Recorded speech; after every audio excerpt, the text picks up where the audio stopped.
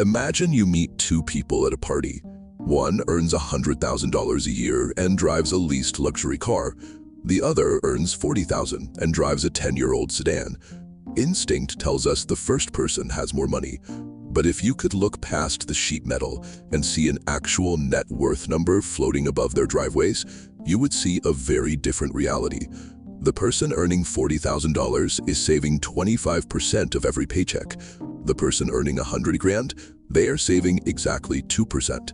My name is Ryan. I spent years chasing a higher salary before I realized that the amount of money I actually kept was vastly more important than the gross amount I earned. That single number, your savings rate, is the most accurate predictor of your entire financial future. It easily overpowers your salary. Your savings rate is strictly the portion of your paycheck that stays with you, rather than going out the door to pay for your lifestyle. Surprisingly, most people ignore this metric completely. This bar represents a $40,000 salary. Saving 25% isolates $10,000 kept yearly. The $100,000 earner's 5% rate isolates a smaller $5,000 section. Stretched over 20 years, the $10,000 saver reaches $494,000. The larger earner reaches half. Double the income, half the actual wealth. The savings rate dictated the mathematical outcome. But here is where the math gets concerning. The average American has a savings rate of only 3.4%. Translating into daily reality, for every $100 earned, $96.60 is instantly spent. Look at this progress bar mapping out that 3.4% rate. The accumulation is so slow, it is barely moving. It requires over 60 years of continuous labor to accumulate enough capital to stop working. Accepting the average financial baseline guarantees a lifestyle where working is a mandatory condition, not an option. Pushing that rate up mathematically buys back your time.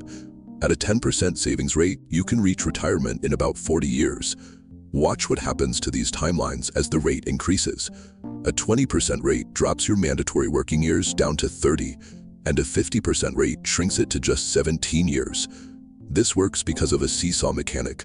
Pushing your savings rate up automatically lowers the required living expenses you need to survive. Compare that to purely chasing a higher income.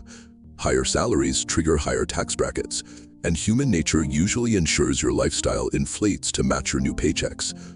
Your savings rate beats your income because it attacks the equation from both sides. You simultaneously build wealth while lowering the amount of wealth you actually need.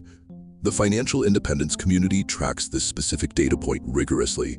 They know a household earning $60,000 and saving 15% will cross the retirement finish line well ahead of a household making double the money but only saving 5%. Finding your exact number takes 2 minutes. Divide your last 90 days of total savings and investments by your total income and multiply by 100. Under 10% is the danger zone, moving backward. 20 to 30% is the building zone. Over 50% tracks toward financial freedom in under 2 decades. Calculate your own metric right now.